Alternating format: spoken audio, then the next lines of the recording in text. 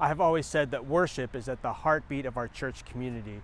Worship is the practice that centers us. It grounds us in ritual and reflection. It shapes us as God's people. So back in March, when Massachusetts began to limit in-person gatherings, we wondered how we could continue this important practice in the life of our community. Those first weeks were a steep learning curve. With each person at home, we began to create individual videos that could be put together into a worship service to be shared with people wherever they are. Ministers set up little studios at home for recordings. John Finney and the choir soloists learned how to use an app to combine multiple video and audio recordings for the hymns. We invited members of the church to send in messages to pass the peace of Christ. So from our family to yours, may the peace of Christ be with you, Hills Church. In Mission Moments, we continue to share the good news of our mission work with partners like Grace House and the Wellesley Food Pantry. One Sunday in September, the confirmation class led the worship service from their homes. Blessings to you on this wonderful Sunday. Let us enter joyfully into the sacred time together. I've learned more about how faith isn't just something you have at church on Sundays or on holidays.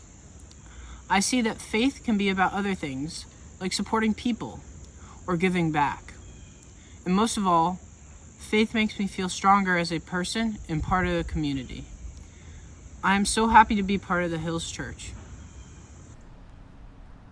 Each week, these worship services receive hundreds of views at our church website, YouTube, and Facebook channels. Many people are joining us from nearby, but people are also able to join while they're traveling around the country, and we have visitors from around the country as well.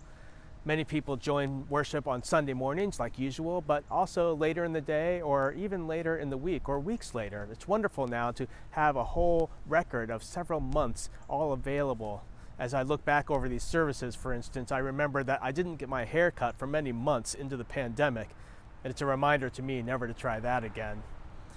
As we make these worship services, sometimes there are challenges. Not all takes make the final cut. Oh, come on. On this gorgeous, windy.